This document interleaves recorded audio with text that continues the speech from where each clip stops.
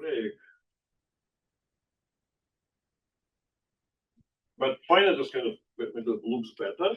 And we fix action here, we fix action here.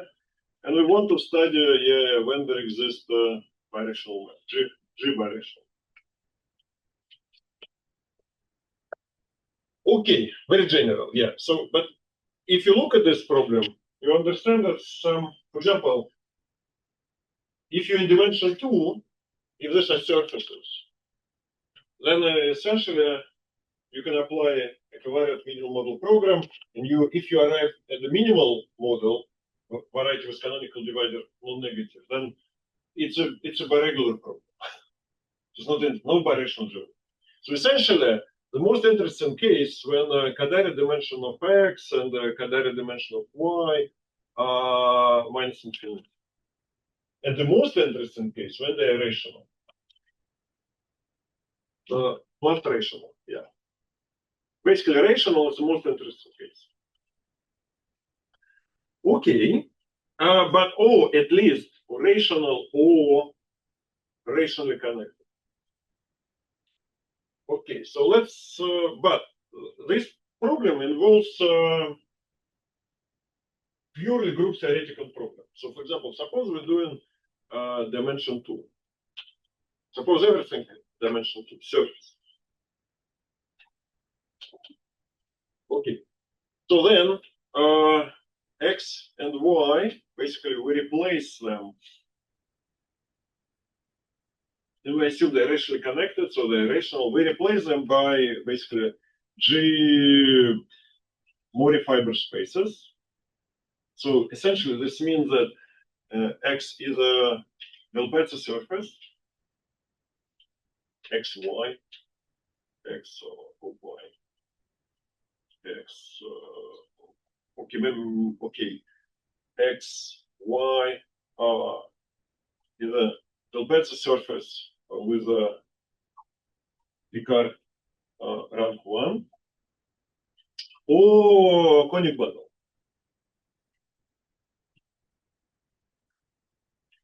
Say, I don't know, P1 with a Picard rank 2.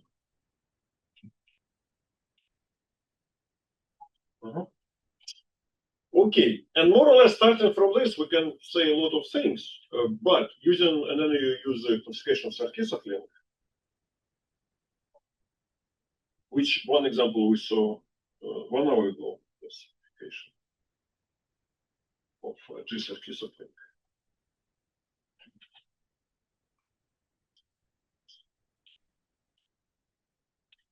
To deduce a lot of things, most of things.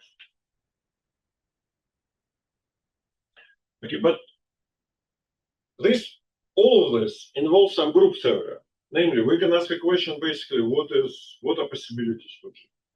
Even like in the simplest, actually it sounds maybe stupid, but simplest case. We take P2, and we totally know what's possibilities for group G. We know that full automorphism group is PJ3, but if you want to list out all possibilities for spinor subgroups, you need to do some work. If you do the same for P1 cross P1, it's actually not properly written anywhere. And it looks very stupid because it's like, what can be simpler than P1 cross P1? From some point of view, P1 cross P1 are even simpler than P2 because it's just P2 you need to define something. P1 cross P1 is just product. So, for example, here, okay, there's a big paper about this two-dimensional case, Dolgachev-Iskovsky.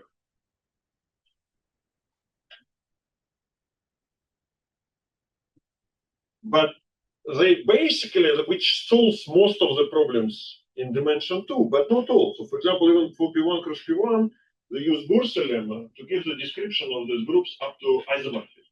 But this is not enough, because you may have different isomorphic groups. And even non-isomorphism, they sometimes describe the group like extension of something. But this is maybe a different extension. So what I want to say that this is, even in this case, this group theoretic part is delicate. And for example, in the first talk today, we saw Delpezza of degree 6.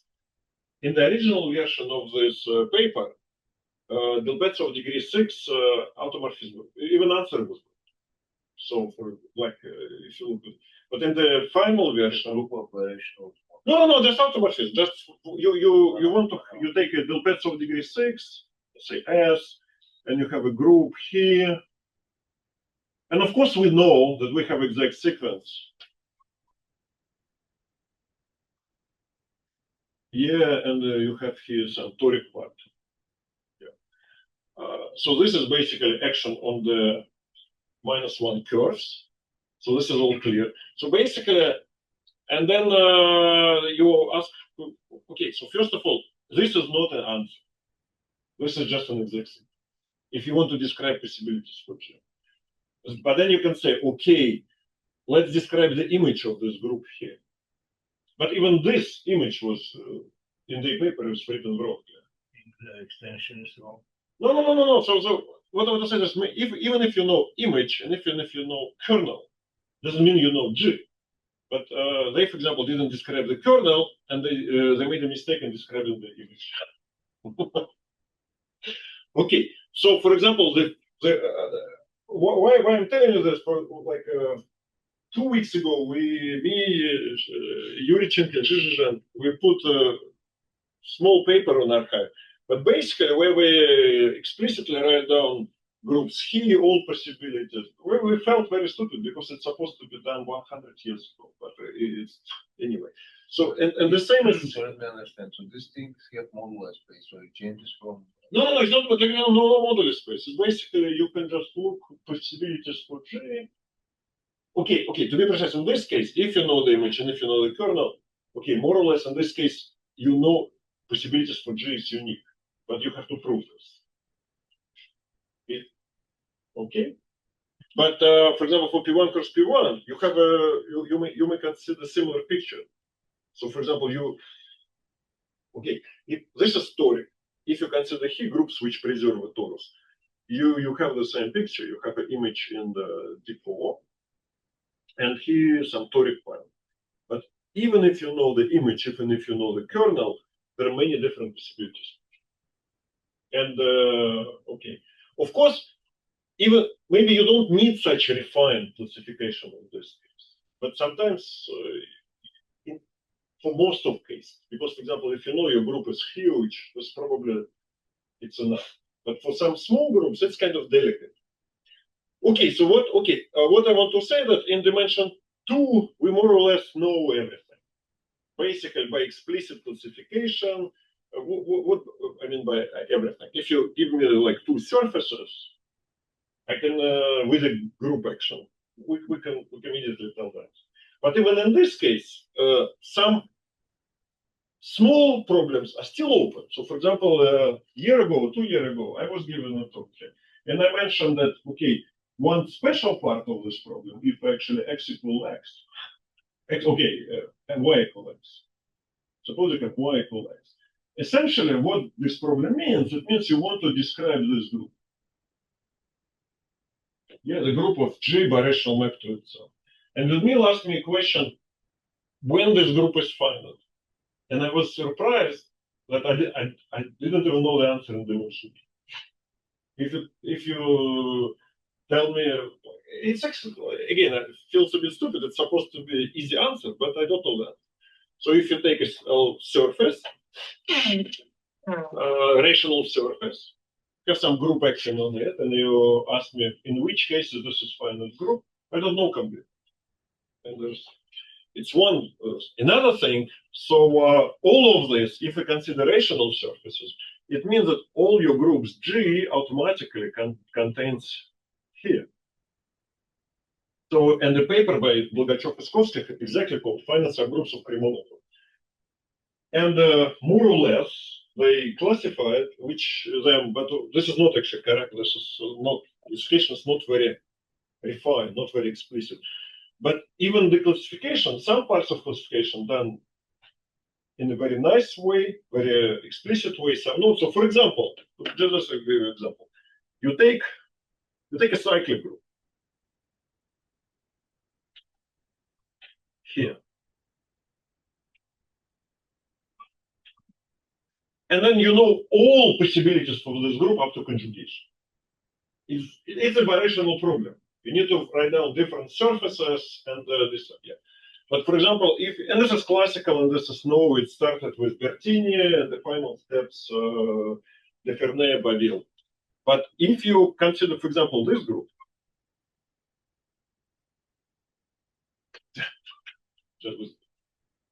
we don't know that. How many such groups exist here? So it basically means how many rational surfaces we have admitting action of this group, which are not equivalently birational to each other. Which I don't know that. Yeah. I mean, we know the way how to do this, but we don't know like nice answer. Yeah. Okay, so even in dimension 2, most of things sort of done. There are still few things which are not done. Yeah. Can I ask you, is that what you mean there with this C when you said that you don't know it? Is it abstracted as the group, or you mean exactly this problem, like here? That, can you repeat? Well, what you said that actually that in general will not determine the C, if you know the kernel. C. What is C? This. I don't know what. No. This is the group theory. This is just the group. This is group theory. Okay. You actually forget about this. You ignore. You just have PJ3 square. PJ2 square, semi-direct, that mod to that. No algebraic geometry. You just ask the question, what's the classification of groups here? Refined one. I mean, even more stupid. Everyone knows classification of group and PJL2C. Yeah, or whatever. It is classical, go to Plato. But if you erase this, which is almost the same thing, essentially, yeah, just extension of cyclic group. Nice explicit classification was basically done 18 years ago with a mistake. But what I want to say that, and all of these groups appears here, so they're okay, which is actually, which is related to first talk, but I will talk about this later. So in short, in dimension 2, we more or less know everything. But still, there are some cases which can be clarified. So let's go to threefolds. Yeah. And again, which problems we have? We have problem of sort of like group theory, and problem about birational geometry, but they related. So threefolds.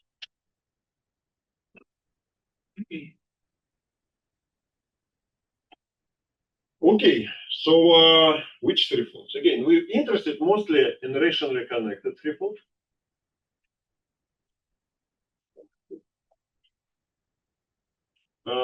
Ideal rational, but not necessary. But not rational. But not necessary. Okay. So first of all, so we have some X threefold, rationally connected or rational, and we have automorphism group of X, and we have, for example, finite subgroup. And the question basically, what is it? Okay, so this is we totally don't know, and we will never know. It's too complex. There's no way. So, for example, if I assume the G is simple, then this is a few possibilities for this. This is the result of Prokhorov and classification, and it's not easy. Full classification, but not easy. And half of this classification is up to conjugation, and half of this classification up to isomorphism.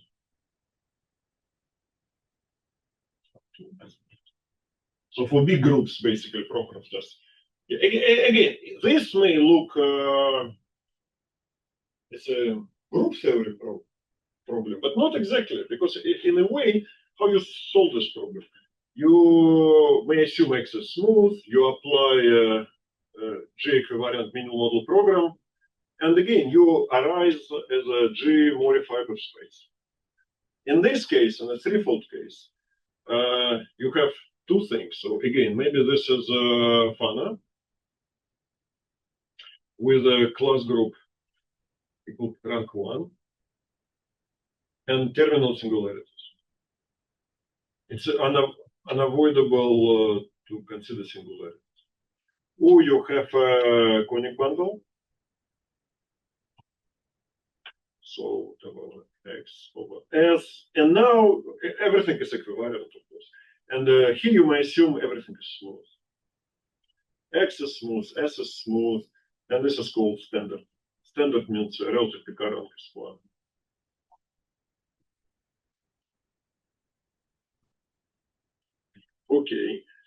Okay, and or you have a Delbezov vibration.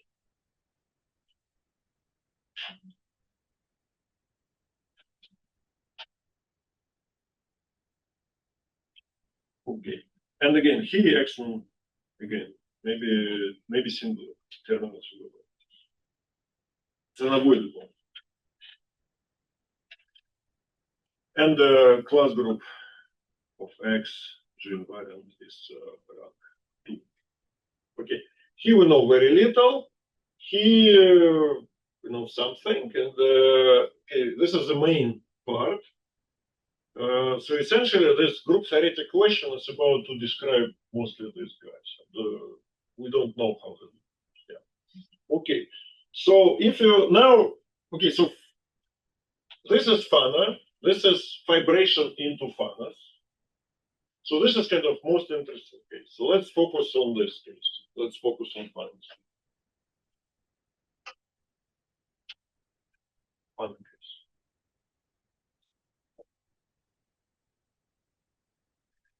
Okay, so again, X, we assume it's a terminal. Okay, this is a problem that in dimension 3 and higher, we cannot consider only smooth one.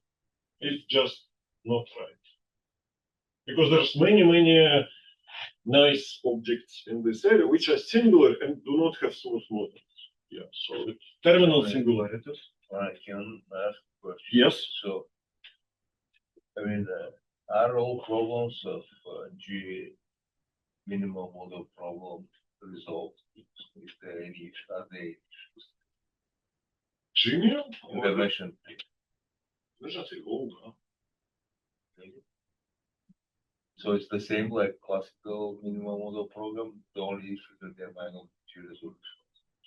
No, okay. Characteristic 0, all good. But I mean, are there any? No, there's no issues. Equivariant resolution, everything. It's absolutely even no one. No, they might not exist. What? The equivariant. No. Characteristic 0 for equivariant resolution always exists. Yeah, always. But I mean, isn't there all this example on the quadratic that the cone on the quadratic that if one way you can resolve? I mean, you have sort of Hiranaka type resolutions, so you can do them if you like. Yeah, there's scholars who talk about it. This equivariant resolution. Characteristic 0, no problem. Yeah. Okay, maybe we're talking about different things. No, I mean, so. If group is fine, then also even for algebraic, so it should be fine. Okay. I always use it, consider this fact. That's all right. So in short, everything about minimal model program, G minimal model program is known. It is just a subset of the usual model. Yeah. Okay. Good point. Well, I will talk about this in a second. It doesn't mean we know. So, for example, in dimension 2, which I raised, we know minimal model program very simple. G minimal model program more interesting, which also closely related to Sarkisov problem. So in dimension 2, Sarkisov problem algorithm is very nice. The problem is in dimension 3, Sarkisov program or minimal model program, they're like theoretically we know everything, but if you want to describe explicitly, it's difficult. I will say about this in a few seconds. Anyway, let's fix this terminal singularities. What does it mean? Main ingredient, or main two classes. One class when canonical divisor is Cartier, this is called Gorenstein case. And another one where it is not Cartier. Okay, non-Gorenstein case. Okay, this is difficult. We know that in both cases, we have finitely many families of these guys. But here, we at least, these guys looks more or less like smooth. No, not exactly, not all of them are smooth. But here we understand a lot. Here, it's a problem. So, for example, when Prokhorov was working on this problem,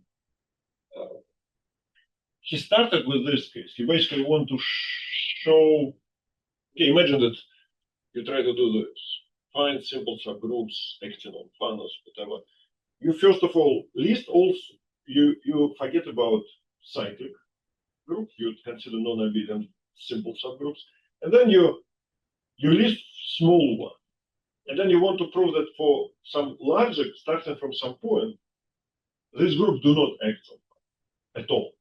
You take some group, I don't know, some A8, simple group. You want to show that it doesn't act. So if you want to show this, you have to start with this. If you don't know how to show this in this case, no hope to solve this. And here, there are almost no geometrical methods. Most of methods comes from orbifold Riemann-Roch, some action bound on singular points and blah, blah, blah. So you just basically play with something and then you show that it doesn't exist. So here, we don't know much yet. But here, we know a lot. This is kind of a nice case. Okay, and of course, inside of this case, smooth funnels reference.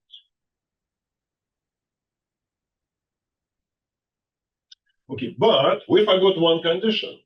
We forgot this condition, which is very restrictive. In this case, if you add this condition, we can tell very little. I mean, we know it's restrictive, but for example, you can take, there's tons of funnels ripples in this case with this condition, and we don't know what to do. I mean, it's like, they're not classified. But here it's very restrictive. So if you consider this condition, rank of class group of X is 1, okay, it's very short list. Very short. So, okay, so first of all, the good thing that in this case, all of them are smoothable.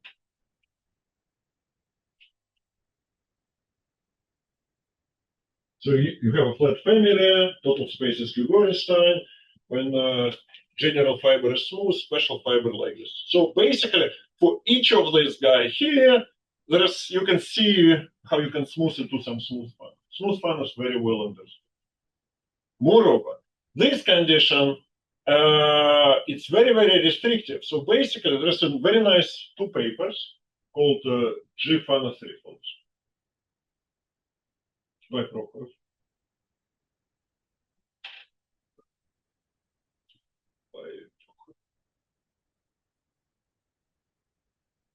Where basically Prokhorov essentially say that this condition implies that, so we have actually 2 cases. So maybe rank class group of X is 1 without even group action. Yeah, which is yeah. Or very few cases. Very few cases. Yeah. So for example, one of them mentioned in the first talk, you take a divisor of degree 1, 1, and P2 corresponds. Here you have a group action. So essentially, you're supposed to have a group action which acts nicely and very symmetric and transitively on extremal rays, like in this case. So here we got total understanding of many things. But surprisingly, the group theory part is still mostly open. For example, okay, again, this is not a question about really algebraic, birational geometry, but we cannot do much if we don't solve it. Group theoretic part. So for example, okay, Okay, P3. Okay, we basically know. Okay, almost. Okay. So if you have a subgroup here, okay, fine. We know rough classification by Blischfeld, but not very rough. But okay, we may say we don't care about P3 because most of our problems is like linearization. But what about, for example, quadric? Smooth quadric threefold. Yeah. And okay, smooth quadric threefold here. And the group here, why not? We have no idea. I mean, there's no classification. It's not easy. It's just not done. Suppose, but even in many cases, suppose you consider a problem like this. Just a quadric, the simplest possible threefold after P3. So when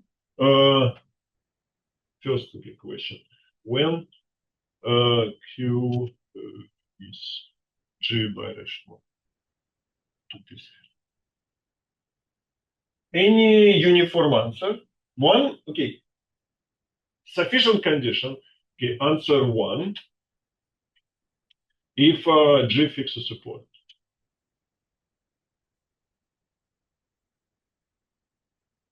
Yeah, of course, you project from the point. Any other construction? Answer two, if there exists G invariant elliptic curve of degree 5. And then you have this classical link. P3, quadric, you blow up, and you contract this curve. Yeah. And it's equivalent. But this works. It's example of Sarkisov link. But this works only for very, very few groups. Very short list of groups. Most of groups, yeah, like you can list all these groups. Yeah. Okay, answer 3. Do we know any other?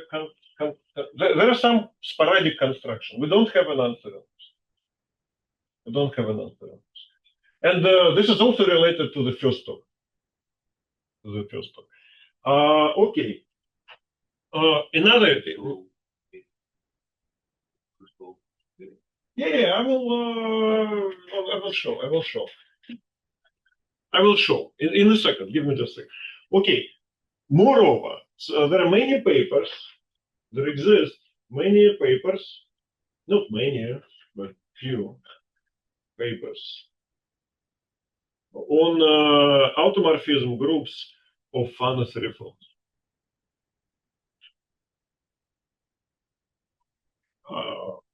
For example, with Picard rank 1.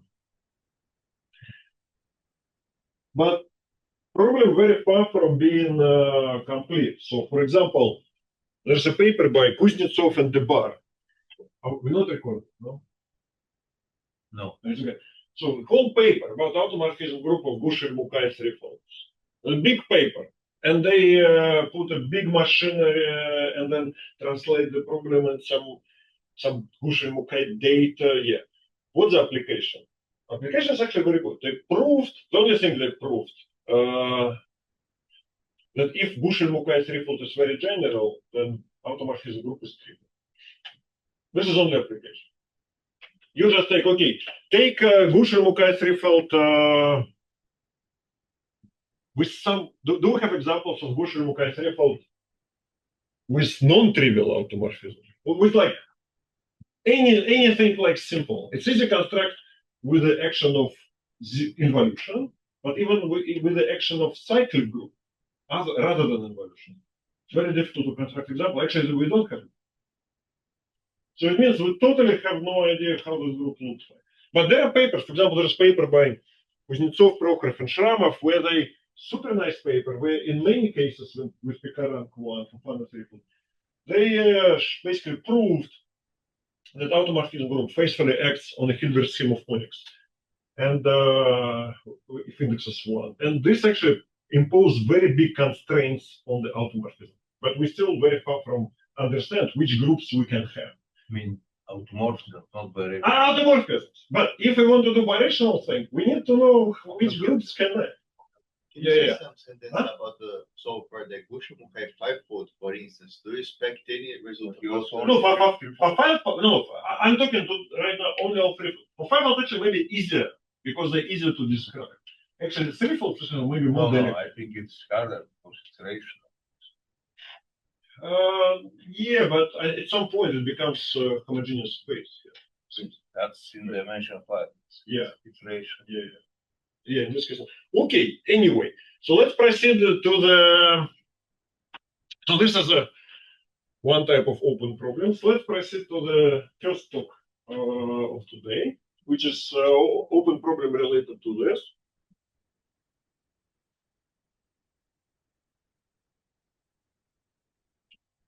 Okay, for example, this is one of what is Prokhorov called G-Fana threefold.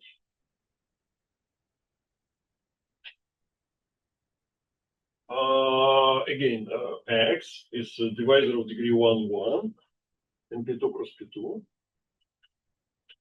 You may have here coordinate X, here coordinate Y, X is X1, X2, X3, Y, Y1, Y2, Y3. And this divisor is basically given by this. Yeah, so the full automorphism group is given by what? You have essentially, let me write it down, PGA3, semi-direct Zimuth to that. What is this? Okay, this is clear, yeah? This part is basically swap X and Y. This part is you take X, Y, and you map it to MX, M transpose inverse Y. Right? Okay, you asked the question which groups we don't know that. Yeah, okay. Example where we don't know that. Example question. Okay, take a subgroup, let me call it G0 here.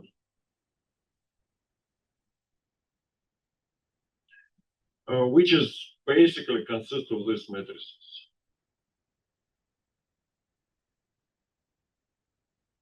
Some. Yeah. Some. So basically, take any subgroups in GL to Z. It's any subgroup in GL to and GL to C, sorry, GL to C, embedded in PGL3 in this way. So this is subgroup which fixes a point on P2. Any. Okay, good. Fine. All of this are linearized, no problem. But now we add involution. Let's call this involution tau. Yeah, and you take this group G, G0 tau.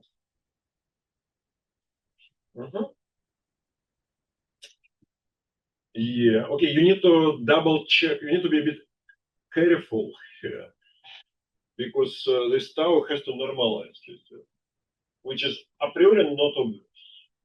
Yeah, because essentially this means if this representation is like self-doing, but so there's a chance you need to twist tau by something. So this is I put in formula. Why? Because you may need to replace tau by tau composed with G for some element G in PG. Okay, how it's related to this question? But this is okay. From here we have a birational map. Just imagine, I write down the equation. X1, Y1 plus X2, Y2 plus X3, Y3 equal to Y3 equal to 0. Yeah. But these guys preserve the hyperplanes. X1 equal to 0, X2 equal to 0. So, and the complements as well. So I can take a fine part, X1 equal to 1 by 1. So this gives you a fine equation. And all of this equivariant. In A4. And then I can recompactify it to the quadratic.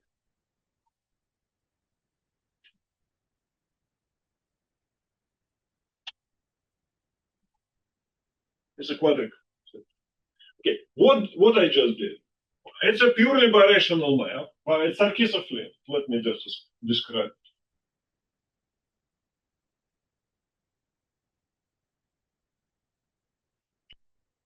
What I just did, okay, this is my X. So, okay, I have this X. And inside of X, I have two surfaces. X1 equal to 0, X2 equal to 0. Let me, S1 is X1 equal to 0, intersection with X. S2 is Y1 equal to 0, intersection with X. Okay, and I take the curve intersection. S1. Okay, so what I did this. I take X, I blow up this curve.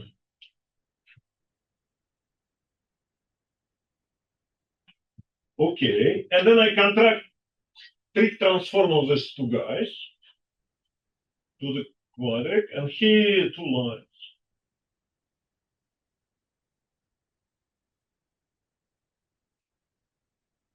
So you take a quadratic, two skew lines. So we have a quadratic, two skew lines, like a hyperplane section. You have one line, another line. You take a hyperplane section. This is some quadratic in the quadratic surface in a quadratic triple, which pass through these two lines.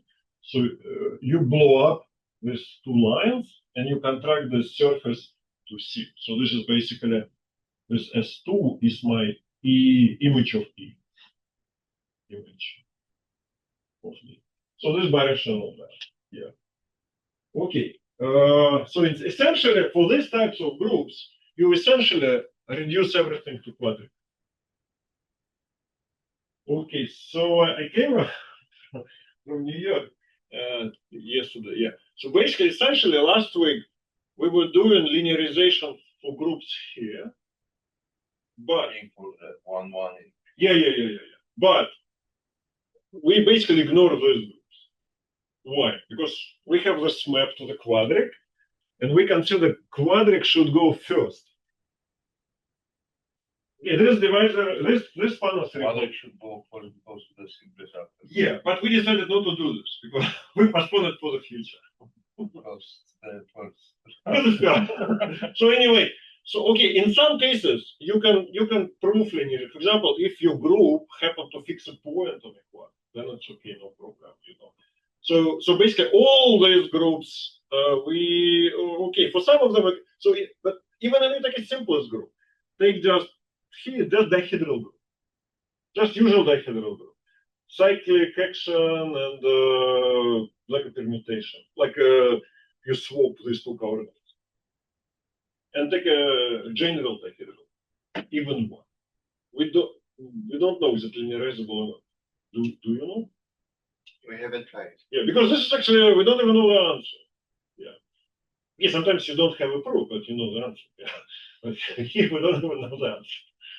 Okay, so that's a lot of focus. In all other cases, it's actually easy to prove non-linearization or linearization. Yeah, and just an example that this thing is actually, I don't know how to do this, how to solve this problems if you don't do the group theory, because groups may look totally alike, but slightly different. Okay, I give you example in this picture. Consider different types of groups. So yeah, so again, all our groups looks like this. So we have a group G.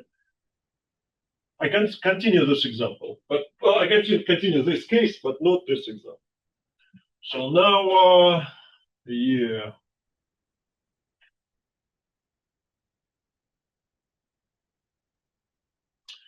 Okay, again, we intersect with PGL3.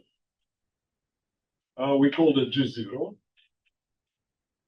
Yeah, so my group looks like generator G0 and some tau, with tau not necessarily this guy, but maybe a twist of this guy. Well, okay, let me put tau prime. Tau prime is tau composed with some G for G PGL3. Okay, maybe ideally tau is equal to tau prime. So G is ideal, but it's okay. Okay, let's just take example. Again, this group in the classification of groups acting on P2, this is groups fixing a point. They all hit. Suppose group doesn't fix a point. Then there is a group fixing a point on P2 called intransitive, like by Birational. So if it doesn't fix a point, it's called transitive. But then there's a dichotomy. Either it's called imprimitive if it has an orbit on flight 3, if preserved a torus. Or primitive. Primitive finitely many. Just list them. Okay, yeah, one example. G0 is primitive A5. Primitive. Okay. It's really unique. It's just a usual, take a usual real space, and you take a usual like a hexahedron acting on this space, and this is this. Yeah. Okay, and in this case, actually, you can take tau to be the usual one, swapping x swap to y, usual one. They commute. It's very easy to see. So it means G is isomorphic to A5 times Z mod to Z. Yeah. So yeah, maybe we'll go a bit further. So okay, then I continue. Maybe take another example. Take another primitive. Take G is a PS clean group. PSL2 7 clean group. Yeah, in this case, you again, G is generated by G0 and tau. You can make this G to be identity by conjugation. And this, they don't commute, but then you get a group PGL7, PGL27. Yeah, it's a central extension of this guy. Okay, then in both cases, answer is no linear action. G action is not linearizable. G action is not linearizable.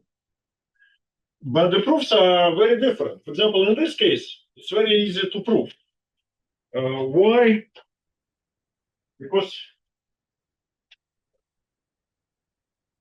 action, okay, let's show here like homological abstraction. For example, you can take what's called Anitsur 2 G on X. This is not, okay, it's to be precise, this is Z mod 2. Okay.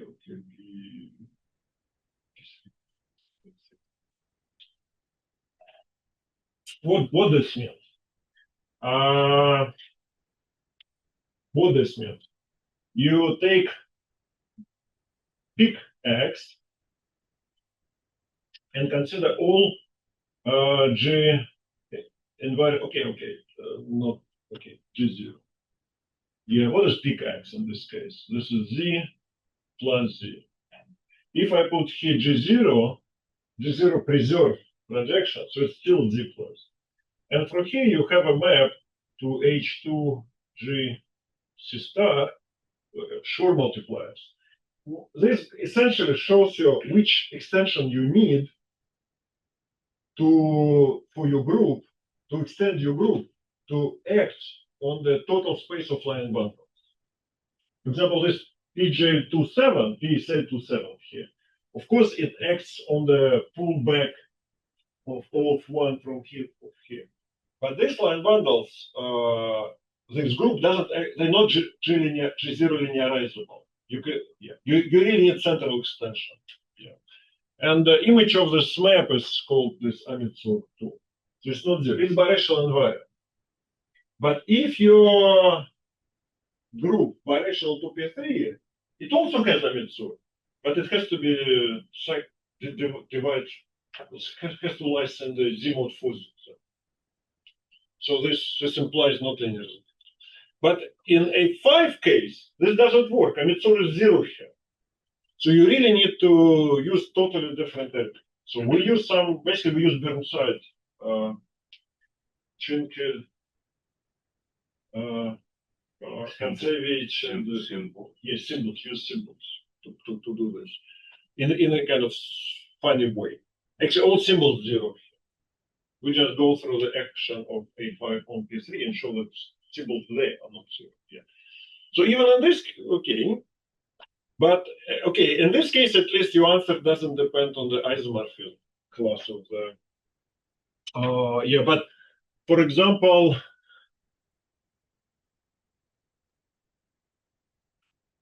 okay. Anyway, so let me. Okay, I'll just present one final example. Okay. Same stuff. Again, G0 is G intersection with PJ3. And you consider G0 is the following group. You take Z mod NZ square, which acts as a torus on P2, just scaling 2 coordinates by nth root of unity. Then you do cyclic permutation 1, 2, 3, which permutes coordinate in P2 cyclically. And then you have this 1, 2, which permutes coordinates on P2. Yeah, so this, yeah. And then you take tau. Okay. Yeah. Okay, no, this is G0. Yeah. And then G is just G0 tau. Okay. Yeah. So in this case, not linearizable. But second example, okay, it's very similar. You do absolutely the same, but okay, it's actually no, it's not exactly the same. I'm wrong. Sigma 1, 2, 3, and then you twist this sigma 1, 2 tau. This is actually G0. How do you check the first cases with symbols? You cannot imagine. Simple. Homomorphism stuff. Simple. There is a curve with Simple. First year undergrad. First Group set. You look for this group extract. Look, you check how this group, okay, if this group acts on P3, from Amitsur, you basically derive that the action on P3 has to have the trivial Amitsur. So this basically means it really leads to the representation. Now you look at these groups and you ask for this group. Does this group has 4-dimensional face limits? No. It's really group theory. This group simply do not act on P3. So again, you reduce it to group. So what I want to say, many of these problems, group theory is an inevitable part of the problem. So they're not Birational because there's simply no such a it's very stupid, I know, but this is life. Yeah. Okay. But for example, this group, you check, it does have 5-dimensional presentation. It's not difficult to say. And actually, this is linearizable.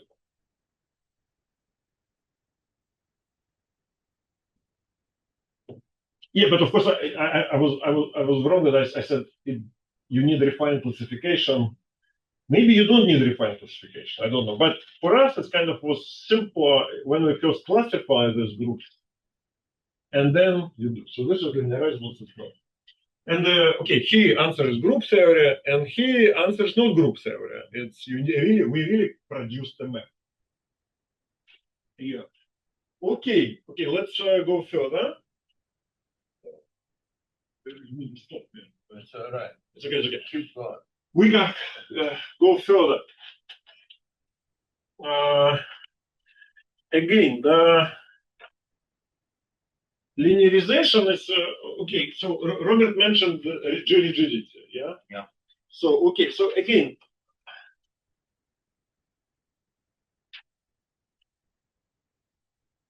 so it's okay. You have this linearization, and this is rigidity. So and then there's something between, something here just solidity and blah blah blah. So essentially, ideally,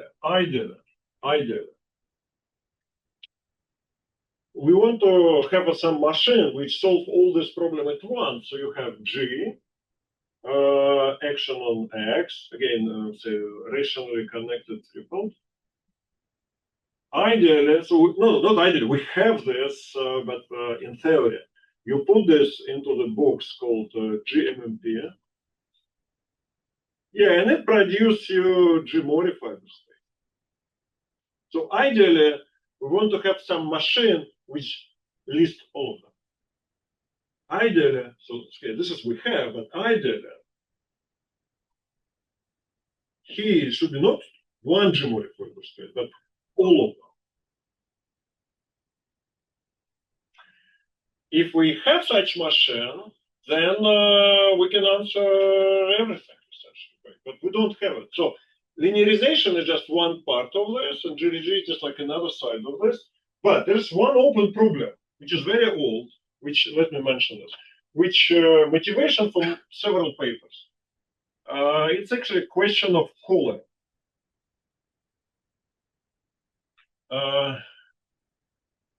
About this rigidity. So let me say this old question of color. Question.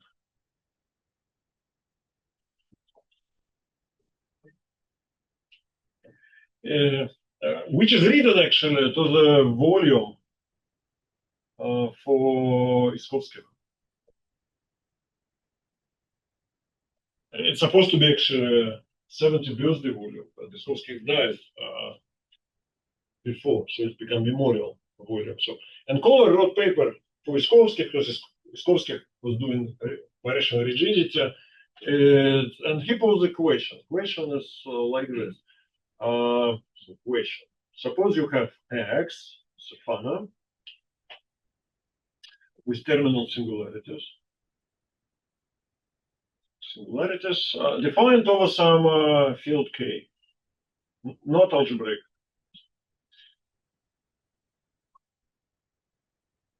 Okay, you suppose that X, class group of X is rank 1 over this field, over K. So it basically means this is a modifiable space. But you also suppose that the same is true over the closure.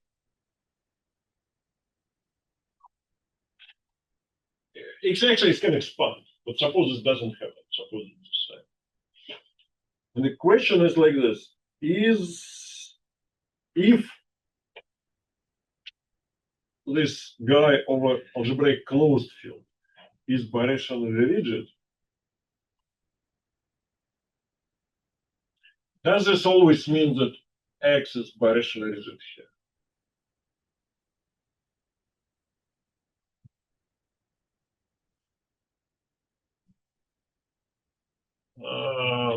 X is birationally rigid over K.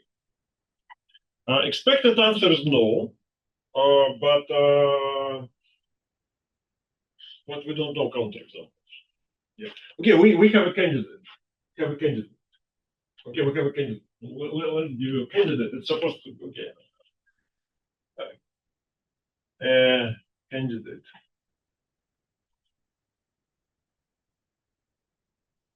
for being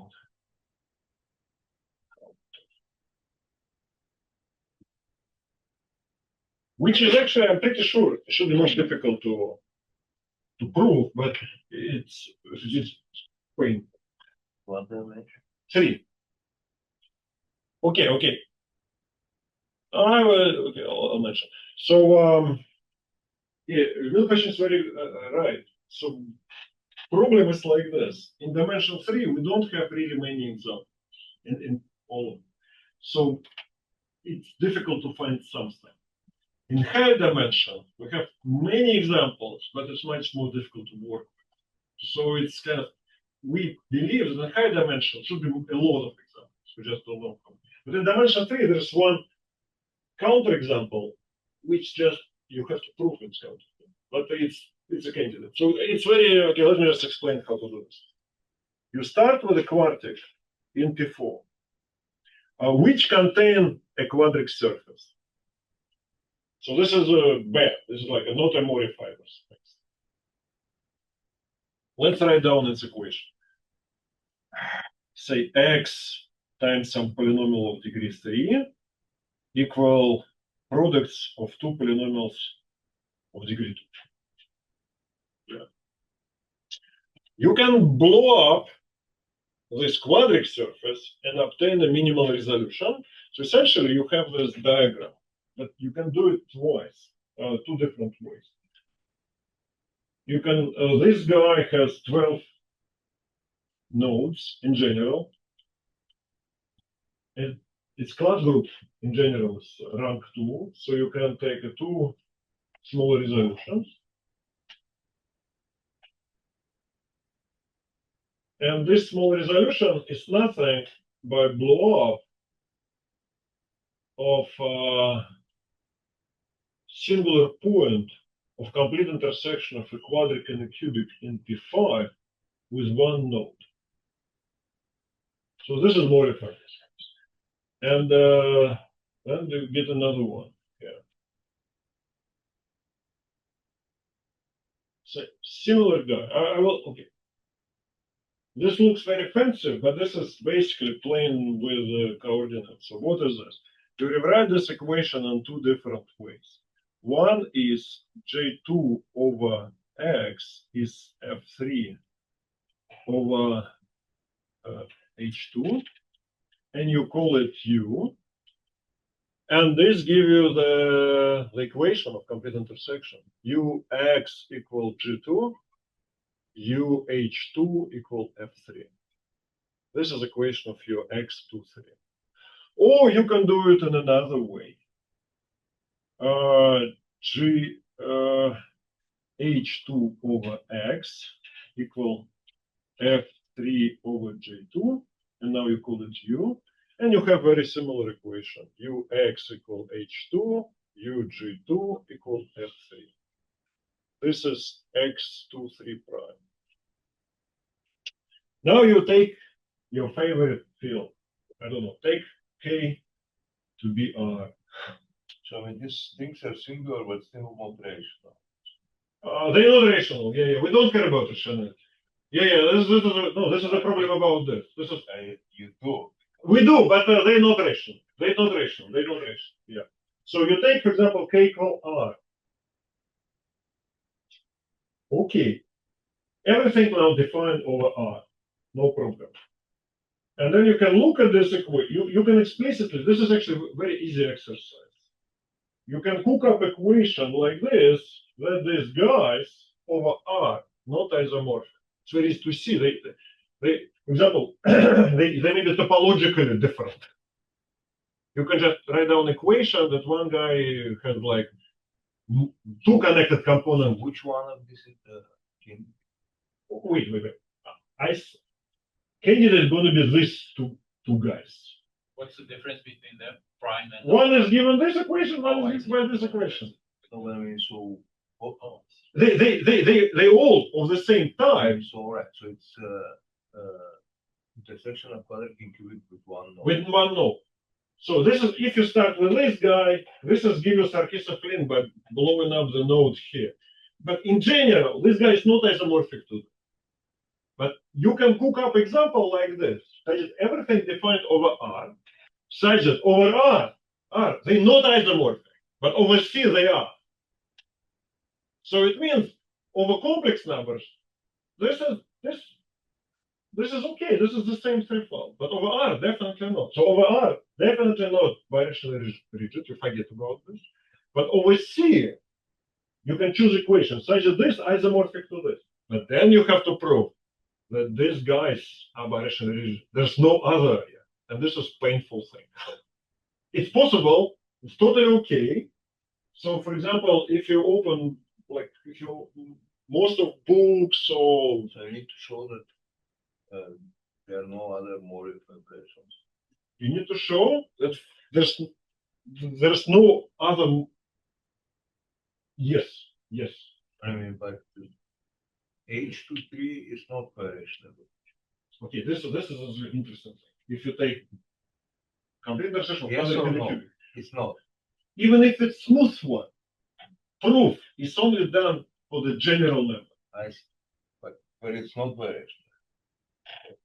I thought Okay, this one, okay, if this guy not isomorphic to this, it's by definition no, because you know. yes. But if they isomorphic, this is basically only one Sarkisov link which can lead to something non-isomorphic. So, But right. you have to prove this. So basically, it's a question about Rigidity of this guy in Okay. particular case. okay. And again, we have basically several papers on birational rigidity of complete intersection quadratic and cubic. It's only proved under some generality constraint assumption. But everyone, you ask any author, Kuklik, of course, they all say, yeah, but if you can remove all of this. So what does Puklik? Kuklik basically said that in order to get this, okay, you can do this. So first of all, ideal solution to this. To prove, forget about Kohler's question, you just take complete intersection of quadratic and cubic with one node, and you prove that the only modifiable space which birational to it, this guy or this guy. This is definitely true. You ask Kuklik, probably will say it's true, but we don't have proof. But it's definitely definitely right. This is okay. We just don't, because all old methods applicable, but if you remove generality assumption, it becomes very, very painful. Like more and more special case technique is not perfect. But even in the smooth case, it's not done. The smooth case is only done if this is smooth, only if it's general. I need to read someone. Okay. No, you can't do that. Yeah. So what I want to say, but here, it may be less painful than the smooth case. Why? Because what can happen, you can assume this one is isomorphic to this always, but you still, so it basically means it imposes some constraints on this polynomial. It should be some involution that's small one. But you still can impose some generality assumption on the polynomial. So it may be actually simpler than proving birational rigidity of this guy in a smooth case for all smooth ones. So, but it's still very painful. So this is the candidate, but painful candidate. Okay, but this question have a very nice. So first of all, Kohler's question, of course, can be generalized, replacing k bar to some k prime. You don't need to take algebraic closure. You just need to take a field extension. Absolutely the same question. And this question can be geometrized. So geometrical analog of this question is essentially the following. So let's now geometrize this. So the geometrical analog of Kohler's question.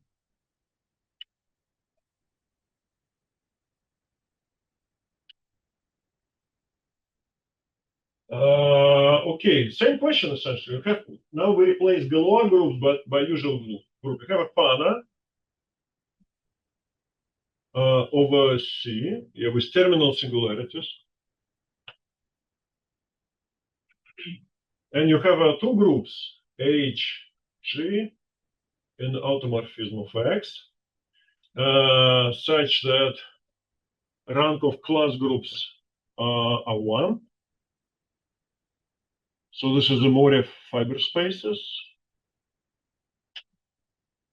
And then you just rephrase this question. If X is H birationally rigid,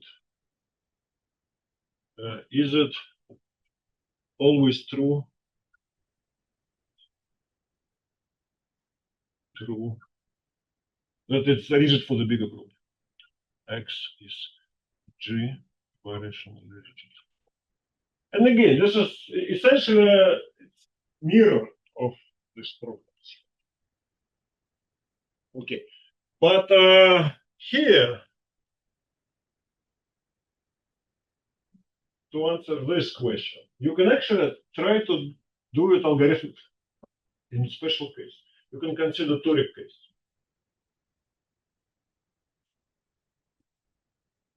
Namely, you can take a toric Fana, and but now, okay, here you don't need to assume that H, G, okay, they have to be algebraic. But if you want to keep the analog of this question, since Gla groups are profinite, so you better assume here groups are finite, but it's okay. Suppose it's not finite. You take a toric, and you consider all these groups which contains maximal torus. And then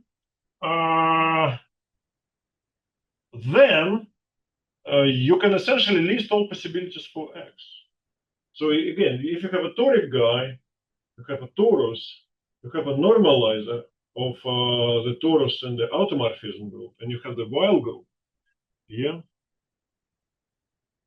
So then the Weil group is contained in the GL and Z, where n is a dimension.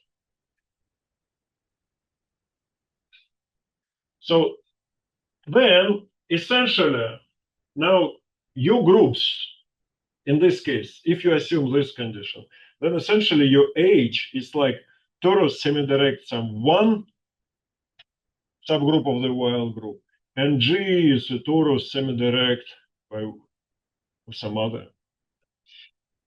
But geometry, equivariant geometry of toric variety for the groups which contain maximal torus, purely determined on the image of this group here. It's purely group theory. Group theory is JS3Z. The G birational if only these two subgroups are conjugate.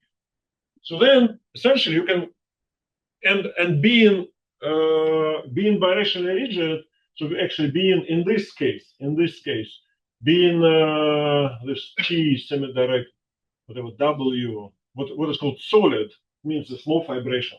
It essentially means that W is a primitive subgroup in J and Z. Primitive, irreducible subgroup. Irreducible means this as a Z model is irreducible. And there's finitely many of them in each dimension. You can just click, okay, they're not computed, but in low dimension, they're all computed and can be found in Get or Magma. And now you basically, all the toric varieties with terminal singular finitely many. So essentially, you can just check this question in this case purely by looking at the classification. The only problem that in dimension 3, this classification is done. I mean, in dimension 3, it doesn't work. I mean, it works, but answer to this question is true in this case. But in dimension 4, essentially, you need to take all toric Fana fourfolds, whose automorphism group correspond to this Weil group, which gives you irreducible subgroup in J4Z. All of these groups known. So essentially, you can classify all these things and you can check them. But this purely algorithmic. But I don't know how to do this because I never worked with a toric database for fold, for terminal fold. There's actually millions of them. But we don't need millions of them because if you assume symmetry and if you assume that this class group is 1, this imposes huge constraint on toric Fana fold. It should be very few of them. I imagine it can be like maybe 10 of them, but I don't know how to show this. No? No, I mean, four is but Oh, the group. No. Again, you wait. Again, you take toric. Okay, let me say what I said. Take a toric Fana fourfold, toric, and you assume that automorphism group, when it actually maps to just G, L, N, Z, is a reducible subgroup. It means there's a big group. Here, number of reducible subgroups, I think it's like maybe So I mean, you take battery of this and you impose this condition. no. Battery group is smooth. Battery group And is this are even more. no. What I want to say that butter, if you take a battery list and if you impose condition that the image is irreducible and the rank of the class group is 1, I guess you maybe get like 3 or 4 cases. But this is not surprising because he has a list like maybe of 40 and you get 3, like 5. But if you consider singular one with terminal singularities, there are millions. But I still believe we have very few. But I may be wrong. Well, I don't know what few means. We're talking about finitely many cases anyway. But I don't think it's going to be millions. Why are they found? It's terminal singularities. It's actually how Borisov conjecture became a conjecture. Vysotsky gave to Borisov brothers this problem. Toric Fana n-folds with terminal singularities are bounded, and if it's epsilon like terminal, also bounded. So this is what actually they prove. So it's finitely, huh? But is this list somewhere? Because Isn't this a Kreuzer's list? No, Kreutzer list. Okay, No. Kreutzer list. Assume canonical dividers Cartier. This is very much shorter list. This is another problem. There are no lists. yeah, so It's algorithmic. this is what we discussed with Al. That, Yeah. There's no list, but there's algorithm which ideally we know the bound. There's like a few millions of them, and there's algorithm. There's no list. This is true. For Toric Fana triples, there is a database online. You can just Google GRDB, you click and you get the list. Here there's no list. Yeah. But so again, this is also open problem, also in equivariant birational geometry. But okay. Okay. If there's a list, I don't think that you will have enough time. No. Idea is like this. You have an algorithm which theoretically can give you all these polytopes, but you impose additional constraint that this polytope has to be very symmetric. Symmetry should be quite big. So in this case, this group is going to be like S4. For example, you take P4 and the corresponding while group is S5, or you take P1 to the 4th and corresponding group is what? C2 to the 4th, semi-direct S4, something. These are relatively big groups. This should impose very big constraint on the polytope. I don't think it should be, but I may be totally wrong. But intuitively, I don't think it should be manual. Okay. Okay, there's a strange way how to prove. You can actually do opposite. In some sense, you don't need even to. I don't think you need to go through the polytopes. I think you can start with the groups here. Take all the reducible groups. They are available in GET. You list all the groups.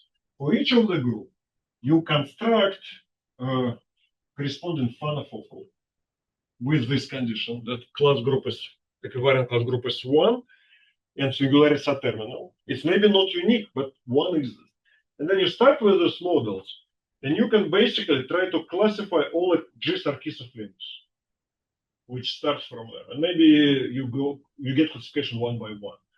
So I think it's kind of, you don't probably need to go through all million cases. You can, yeah. Okay.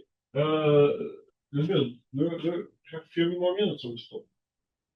Yeah. Okay. What would you like? No, basically, you asked a question about the Sarkisov link. What I want to say that there are many papers written on these topics which implicitly describe Sarkisov links which starts from one Fana and ends to another Fana. Unfortunately, for threefolds, this is only okay to do if both of those Fanas like either smooth or close to P. But even in this case, it's difficult. Yes. And why this is the only case? Because we have a Mori classification of extremal arrays on a smooth Fana set, which is very explicit, which is short list. this Mori result was generalized by Stephen Tuchowski, yeah, for It's, even Bill. Stephen Tuchowski, yeah, for terminal Gorenstein singular, which is essentially the same as Mori. So if you have one fana and another fana, or if you just have one fana, and with the terminal Gorenstein singularis, blah blah blah, and you want to start describe Sarkisov links which starts from this guy and something, this is actually doable because of this. If singularities are worse than Gorenstein, minus case, we don't even have classification. There's no. And why it's bad? Because even if you start with a smooth one, and if you describe all Sarkisov links which start with this guy ends with something else, there's something else not necessarily Gorenstein. So on the second step, you have to allow non-Gorenstein singularities. But open, but easy, I think it's an easy program. No one accurately described G Sarkisov, G extremal contraction for three points. At least, for example, like a generalization of Mori. We have final threefold. Here is a G extremal like contraction. What if it's extremal contraction? Mori. Suppose you have a group action, so it's like a G extreme. But aren't they supposed to be a subset of the usual? Okay, not necessarily. Why? Because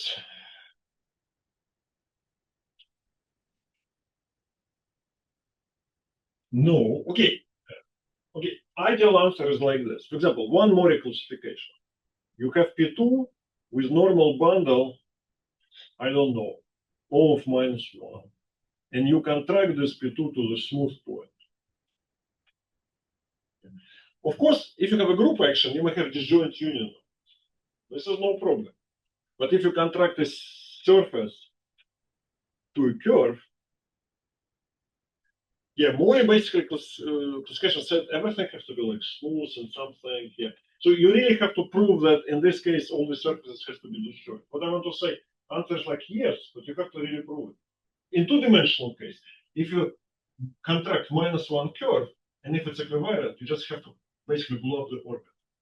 Here should be the same. It's not written anywhere. Because it may be some special cases when this is. So for example, if you consider mildly singular case, no, because you can take a smooth guy and blow up a singular curve, which is split as some component. So in principle, answer should be yes. It should be the same as Mori classification. It's not written anywhere. This should be not difficult program. Basically, you need just to go through Mori proof and check that if you have a group action. All right, so let's say that the answer is no. They are actually they are new ones. No, I don't think it's going to be new. But this brings us to the problem. We have a lot of papers about the G Sarkisov links between smooth fana three, starting from Takeuchi and then Petrova and Marshburn, Jeremy Blanc, Stefan Lamy, there's many papers about such kind of things. All of this program can be Briska Yankee, Peter Nell, Ivar Adlov, many people work on this. But now you can generalize this for G Sarkisov. This has never been, more or less never been conceptually studied.